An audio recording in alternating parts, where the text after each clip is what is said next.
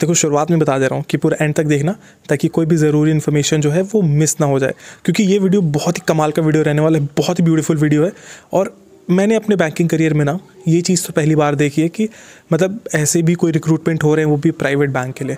तो थंबनेल आपने देख लिया, आपको पता है कि HDFC PO प्रोग्राम के ऊपर है। तो इसी वीडियो में मैं सारी इन्फॉर्मेशन देने वाला हूँ कि कहाँ से अप्लाई करना है, कैसे अप्लाई करना है, क्या एलिजिबिलिटी क्राइटेरिया है, कौन सा डेजिग्नेशन मिलेगा एंड क्या है इस पूरे एग्जामिनेशन का प्रोसेस, एंड ये IBPS के थ्रू हो रहा है नहीं हो रहा है, सारी जानकारी इसी वीडियो में मैं बताने वाला हूँ। तो नमस्कार दोस्तों, मेरा नाम है अमित और मैं अपने चैनल पे करियर एंड फाइनेंस से रिलेटेड वीडियोस बनाता हूँ। एंड अभी रिसेंटली मैंने बहुत सारे बैंकिंग प्रोग्राम्स को कवर किया है, तो आप वो वीडियोस को जाके चेकआउट कर सकते हो। ये जो पर्टिकुलर प्रोग्राम है ये कोई मणिपाल एकेडमी या फिर कोई दूसरे एकेडमी के जैसे प्रोग्राम नहीं है। यहाँ पे आपको कोई भी पैसा नहीं देना है। हाँ, आपको एक एप्लीकेशन फ़ीस देनी पड़ेगी जो आप ऑलमोस्ट सारे गवर्नमेंट एग्जाम्स के लिए देते हैं, बट अपार्ट फ्रॉम दैट आपको कोई भारी भरकम 2-3 लाख रुपए नहीं पे करने पड़ेंगे। अब ये चीज़ समझते हैं कि ये जो पर्टिकुलर प्रोग्राम है ये HDFC बैंक जो कि एक प्राइवेट एंटिटी है वो IBPS के साथ क्यों करवा रही है। देखो सबसे पहली चीज़, IBPS इंडिया में इतना ज़्यादा फेमस है, ऑलमोस्ट जो भी कोई बैंकिंग एस्पिरेंट है उसको IBPS and SBI PO, SBI JA इसके बारे में बहुत अच्छे से पता होगा। IBPS बहुत सारे एग्जाम्स कंडक्ट कराती है, like RRBs, clerical cadre, POs। तो ये सारी चीज़ क्या है, लोग फेमिलियर हैं इस चीज़ से, इसीलिए HDFC ने भी एक अपना हुक्म का इक्का चलाया और IBPS के साथ कोलैबोरेट करके इसको उनके वेबसाइट पे लाइव कर दिया, जिसका रीज़न ये निकला कि बहुत सारे लोग, क्योंकि अभी PO का सीज़न चल रहा है, क्लर्क SBI क्लर्क का फॉर्म ऑलरेडी आपको पता होगा, ऑलमोस्ट 20 लाख से ज़्यादा रजिस्ट्रेशन हो चुके हैं SBI क्लर्क के लिए। वैकेंसी सिर्फ 13,000 है, 13,500 टू बी प्रिसाइज। एंड जो SBI PO है उसमें भी इस बार काफ़ी कम वैकेंसीज़ आई हैं, लाइक 600 ऑड वैकेंसीज़ हैं, एंड उसके लिए अभी तक शायद से 3-4 लाख से ऊपर रजिस्ट्रेशन हो चुके हैं। तो HDFC ने सोचा कि क्यों ना ऐसे बैंकिंग एस्पिरेंट्स को जो वाकई में बैंकिंग सेक्टर में काम करना चाहते हैं उनको हायर किया जाए। इसीलिए HDFC बैंक ने IBPS के साथ कोलैबोरेट करके ये पर्टिकुलर प्रोग्राम जो है उसको लॉन्च कर दिया। जैसे बाकी सारे IBPS एग्जाम होते हैं वैसे ही इसका भी एग्जाम होगा, बट आप ये गलती बिल्कुल से मत समझ लेना कि IBPS PO का अगर आप एग्ज़ाम दे रहे हो तो ये कोई गवर्नमेंट जॉब होने वाली है। नहीं, ऐसा नहीं है, HDFC बैंक करवा रहे हैं, so it is a private bank. देखो बैंक के वेबसाइट पे जो जाके मैंने डिटेल्स चेक करी तो वहाँ पे ऑब्जेक्टिव्स लिखे हुए थे इस प्रोग्राम के, जो कि वाकई में बहुत ज़्यादा भारी भरकम मतलब अंग्रेज़ी शब्दों से लिखे हुए थे, जिसका एकदम से टोटल अगर निष्कर्ष मैं निकालूँ तो जो चीज़ ये पेड प्रोग्राम में करा रहे थे वही चीज़ अभी ये लोग IBPS के थ्रू करवा रहे हैं। बिकॉज पेड प्रोग्राम में कुछ ऐसे भी लोग आ रहे थे जो नहीं चाहिए होते बैंक को, because bank want smart candidates, bank wants those candidates जो एक्चुअल में डिसीजन मेकिंग कर पाएँ उस पर्टिकुलर सिचुएशन में। बैंक वांट्स दोज कैंडिडेट्स जो कि बहुत ही फ्लुएंट हो अपने लैंग्वेज को लेके। तो इसीलिए वो चीज़ उतनी ज़्यादा ढंग की नहीं आ रही थी बैंक के पास। बिकॉज मणिपाल एकेडमी में जाना इट इज़ वेरी ईजी, आप एक असेसमेंट टेस्ट जैसे भी अगर क्लियर कर दो ना, उसके बाद आप बहुत ईजिली जॉब ले सकते हो, and bank is bound to give you the job. तो वो चीज़ थी वहाँ पे, इसीलिए उन्होंने सोचा कि चलो इसको हटाते हैं एंड IBPS से कैंडिडेट्स को हायर करते हैं। एंड मे भी हो सकता हो जैसे फ्यूचर बैंकर्स वगैरह के कोर्स हो, ये हो सकता हो आने वाले फ्यूचर में शायद से बंद हो जाए। I am not very sure, ये मेरा एक जस्ट प्रेडिक्शन है, but may be. But IBPS से जो एग्ज़ाम करा रहे हैं तो इसमें इनका यही है कि हमें जो क्वालिटी ऑफ स्टाफ मिले वो बहुत ही अच्छा मिले, मतलब एकदम से स्टैंडर्ड स्टाफ मिले जो एक्चुअल में काम करना चाह रहा है।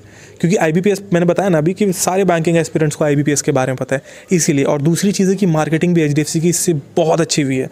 शायद से HDFC में जो लोग वॉक इन इंटरव्यूज़ और बाकी सब चीज़ से तंग आ चुके थे उनके भी अप्लाई करने के लिए बहुत ही अच्छा अपॉर्चुनिटी है। बिकॉज ये चीज़ देखी गई है मैनेजमेंट की तरफ से कि जैसे एक ब्रांच को एक नया स्टाफ चाहिए तो उन्होंने HR को बोला, अब HR के जितने कनेक्शन से HR ने उसके थ्रू उसका अपना एडवर्टीजमेंट किया, सब जो डिज़ायर्ड कैंडिडेट से वो शायद से कहीं ना कहीं नहीं मिल पाते थे। इसी रीज़न की वजह से वैकेंसीज़ भी जो है वो बैकलॉग में चलती रही। तो अब ये एक नया इनका बहुत ही इनोवेटिव तरीका है एंड बहुत ही अच्छा तरीका है। अब इसमें क्या, ये पूरा ट्रांसपेरेंट प्रोसेस है कि आप एग्ज़ाम दोगे, एग्ज़ाम दे के आपका जो मेरिट लिस्ट है, जैसे बाकी सारे एग्जाम्स में कट ऑफ होता है, वो कट ऑफ बनेगा, आपको आपके मार्क्स दिखेंगे एंड उसके बाद आप 1-on-1 इंटरव्यू के लिए जा सकते हो। तो यही पूरा प्रोसेस भी है कि सबसे पहले आपको ऑनलाइन फॉर्म फिल करना पड़ेगा। अब आप ये ऑनलाइन फॉर्म HDFC के वेबसाइट पे जाके अप्लाई ऑनलाइन पे क्लिक करोगे तो वहाँ से आप ऑटोमेटिकली रीडायरेक्ट हो जाओगे IBPS की वेबसाइट पे। तो मैं आपको IBPS वेबसाइट का लिंक ड्रॉप डाउन कर दे रहा हूँ, वहाँ पे जाके आपको करना पड़ेगा अपने आप को रजिस्टर करने के बाद ऑफलाइन आपका एग्ज़ाम होने वाला है। यहाँ पे बाकी जितने बैंकिंग प्रोग्राम्स हैं जिसमें ऑनलाइन एग्ज़ाम होता है वैसा कुछ नहीं होगा, ऑफलाइन आपका एग्ज़ाम होगा, आपको सेंटर्स अलॉट किए जाएंगे एंड वहाँ पे जाके आपको जो है अपने एग्ज़ाम देना पड़ेगा। अब क्योंकि एक ही ऑफलाइन एग्ज़ाम होने वाला है तो IBPSC पूरा एग्ज़ाम कंडक्ट कराएगी एंड ये एक PO लेवल का एग्ज़ाम होने वाला है। तो समझ रहे हो, मतलब जो अच्छे कैंडिडेट्स हैं जो वाकई में अपने स्टडीज़ में काफ़ी ज़्यादा सीरियस हैं वो ही एग्ज़ाम जो है क्लियर कर पाएंगे। तो अगर आप भी अप्लाई कर रहे हो तो आई वुड रिकमेंड यू कि यार तुरंत से पहले इसकी जो प्रिपरेशन है वो स्टार्ट कर दो। वैसे अगर आपको सैम्पल क्वेश्चंस चाहिए कि कैसे क्वेश्चंस आएंगे तो ये मेरा ईमेल आईडी है, आप मेरे को ईमेल कर सकते हो, मैं वहाँ पे आपको जो सैम्पल क्वेश्चन पेपर्स हैं वो प्रोवाइड कर दूँगा। But of course it is a paid service, तो ये चीज़ आप ध्यान में रखना।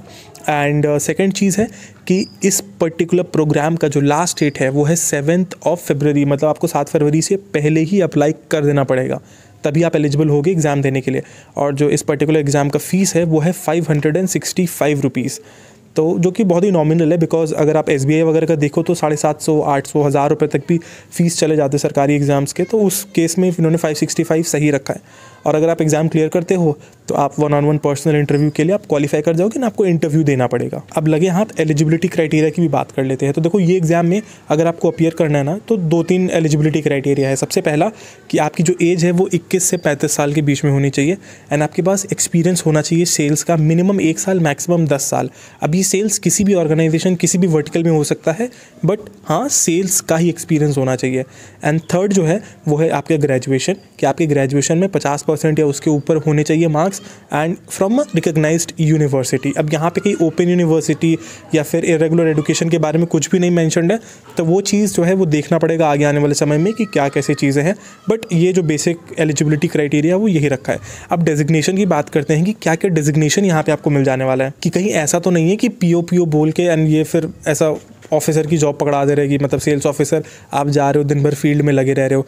तो यहाँ पे जो डेजिग्नेशन वेबसाइट पे मेंशन्ड है वो है असिस्टेंट मैनेजर, जो कि एक मतलब एंट्री लेवल डेजिग्नेशन होता है। सेकंड इज़ डेप्यूटी मैनेजर, जिस ग्रेड पे मैं अभी ऑलरेडी काम कर रहा हूँ वो वाला ग्रेड है deputy manager. Third grade is your manager grade and fourth grade is your senior manager grade. तो ये पर्टिकुलर है, अब आपके एक्सपीरियंस के अकॉर्डिंगली होगा। जैसे आपको अगर 2-3 साल का एक्सपीरियंस है तो may be they can offer you deputy manager, अगर आपकी इंटरव्यू बहुत अच्छी हुई।